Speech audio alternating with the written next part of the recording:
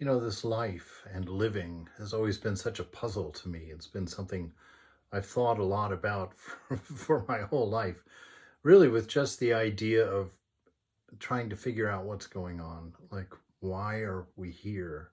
What's the point of this life? What's the point of every day and, the looping repetitions that we run through? And uh, I've been studying for a long time and thinking about it for a long time. And I've understood, of course, have been told by many of the writings of the great sages and great teachers, that this egoism is a large part of the problem. Egoism happens when we mistakenly identify with attributes or conditions or circumstances or histories of our own.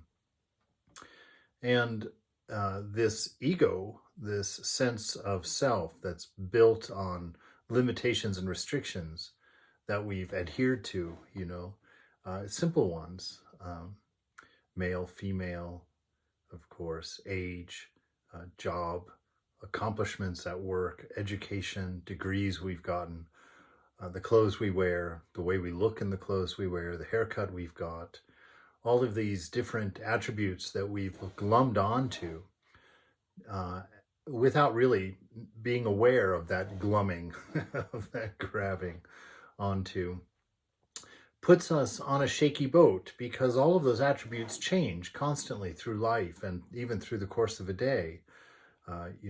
What your hair looks like today, in a month from now, it may not be that way.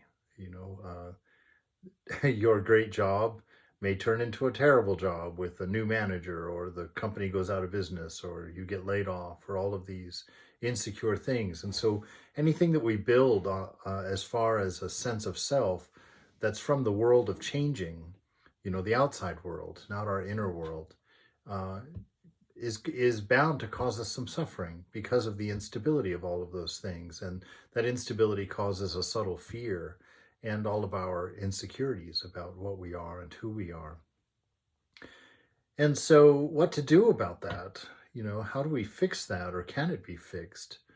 And I'm currently obviously running a lot of practices and experiments in those practices to try and manifest really some of the things that the sages have taught, some of the things that the world scriptures have taught, some of the wisdom that they've brought to me. And I've found that observation is one of the most powerful tools to become your own observer, not to use your senses and observe an outside world. This is all the world of change here. Everything is in constant flux. So you're not going to find a stable sense of self from the conditions and circumstances of this constant changing world. So the internal watching is where it happens. That there's a part of you that can watch the mind, or does watch the mind, which has been enough evidence for me that we are not the mind. There's something separate from mind that can observe its processes. And in observing its processes, you begin to understand that there's just a lot of patterns of thought that are triggered by events and circumstances on the outside. And that they quite often are the things that we identify as being ourself. But like we just mentioned, our self is actually separate from the contents of the mind. It's the observer of the contents of the mind. And the mind, consequently, is an observer of the body. And so we're neither the body nor the mind. And yet that's where we gather most of our sense of personhood from. It's also the reason that we suffer, because we've put ourselves in a very precarious situation by leaning on attributes and conditions that are always in flux, never repeating, always changing kinds of things. And so what is it that we are?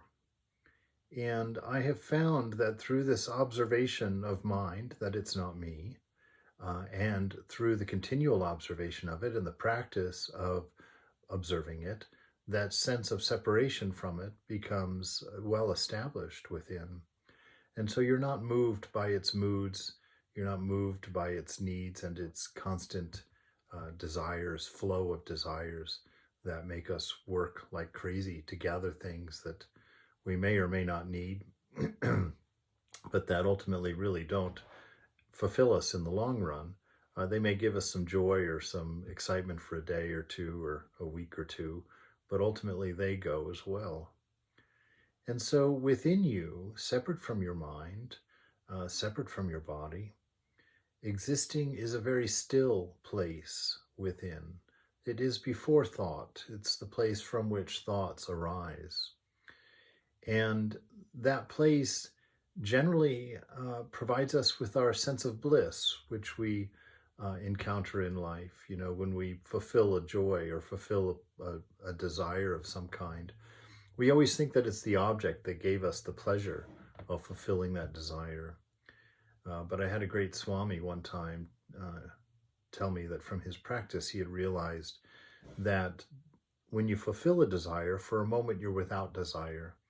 And in that moment of stillness, in that moment of calm mind, the awareness of our internal bliss that's inherent in being human, inherent in being, that we become aware of that bliss. And that's the joy that we feel from fulfilled desires. But it's barely any time at all before the mind picks up its next desire and gets distracted from that inner space. Because that inner space, like we mentioned, is still, quiet, stable. It doesn't change. It's always the same.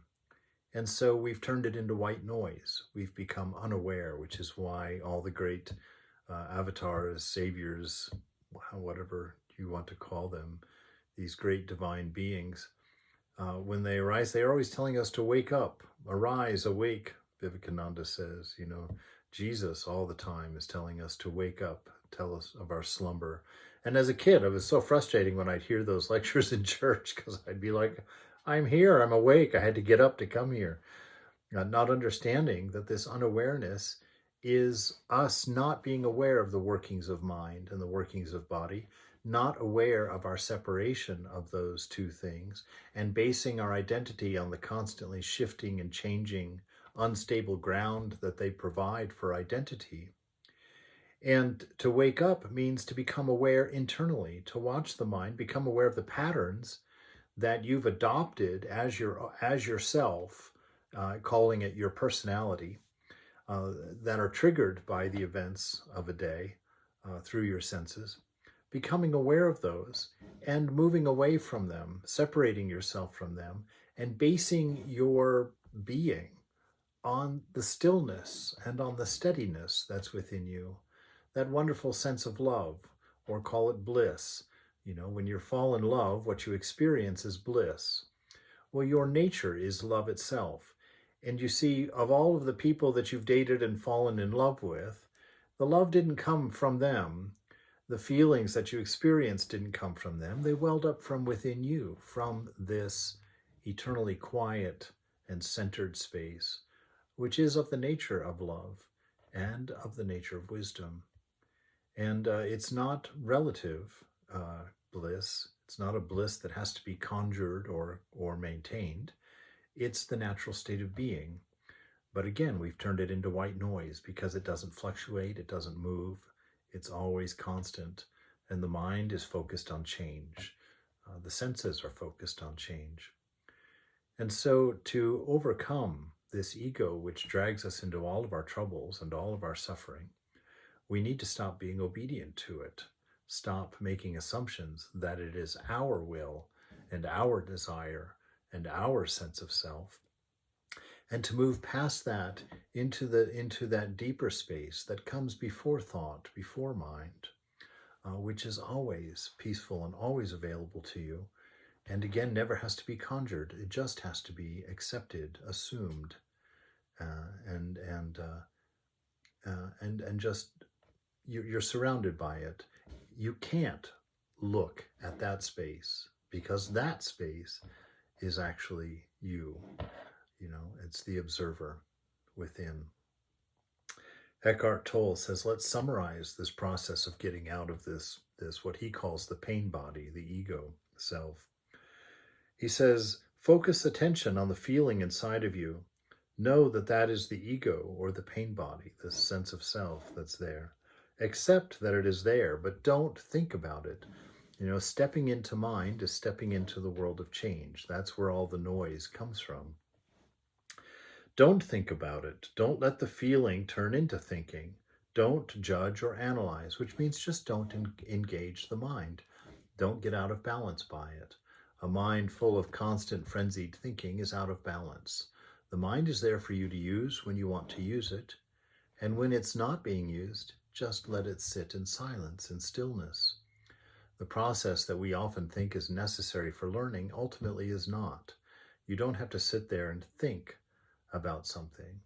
You sit there in the presence of that something in silence, and the answers come arising from farther within, deeper within.